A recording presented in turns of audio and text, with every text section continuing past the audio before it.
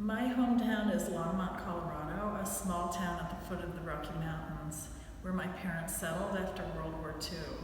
My parents were both from out of state, my father from North Carolina, my mother from Iowa, and they both ended up in Denver, Colorado. My father was a fighter pilot stationed at Lowry Air Force Base, and my mother came to Denver to work in the Big Gates Rubber Company, a defense plant.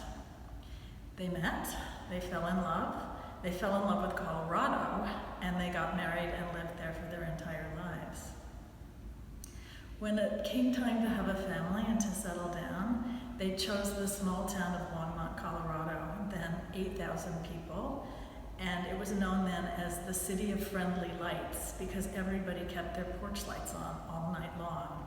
So it was not just friendly, but it was very safe. My father became a teacher after the war, and he taught in one of the 3 schools in town. There were 2 elementary schools and 1 high school, so we knew almost everybody in the entire town.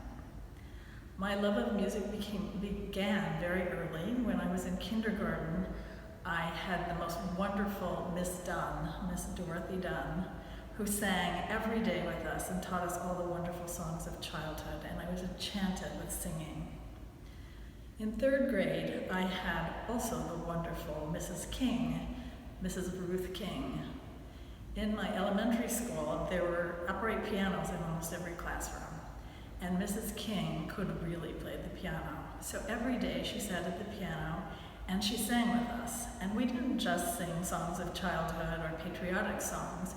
We also sang all the songs from the latest Broadway shows or pop songs. And I can still hear her with her faint Oklahoma accent singing Getting to Know You from South Pacific, which we all sang probably 100 times during that year. When I was in 3rd grade, I begged my parents to buy a piano because I wanted to be just like Mrs. King. And they did. And I started piano lessons that year with the formidable Mrs. Potter. Mrs. Potter was my piano teacher all the way through high school. But the best thing she did for me, in addition to teaching me to play the piano, was she recommended that I listen to the young people's concerts from the New York Philharmonic. They were broadcast live from New York on Saturday mornings, and I became a devoted fan. My next musical adventure in Colorado was when I went to high school, and I had a fantastic choral director named Charles Stanfield. And he introduced me to all the great choral literature, and he also made me the accompanist to the concert choir. So I really became a devoted music fan.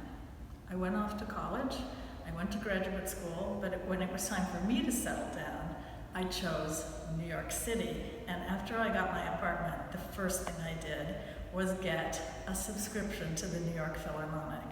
It had always been my dream to hear the New York Philharmonic, to live in New York, and to hear the great Leonard Bernstein. Bernstein was no longer the principal conductor when I moved to New York. He was the laureate conductor, but I was lucky enough to hear him conduct many times when I was first in New York. Today, I'm still in New York City. I'm still going to concerts at the New York Philharmonic, but I now have a job working at the Metropolitan Museum of Art in the Department of Musical Instruments. I'm lucky enough to get to produce and hire lots of great musicians to play for us, and I've hired people like Marty Stewart and Ricky Skaggs from Nashville, and we recently had a concert with the New York Philharmonic String Quartet. When we're young, we really don't know what we're preparing for in life, and I certainly didn't when I was growing up. I just loved music, and I wanted to do it more and more during my life. But I'm now very grateful that I had those wonderful teachers, Miss Dunn, Mrs. King, even Mrs. Potter, and Mr. Stanfield. And I'm especially grateful to my hometown of Longmont, Colorado.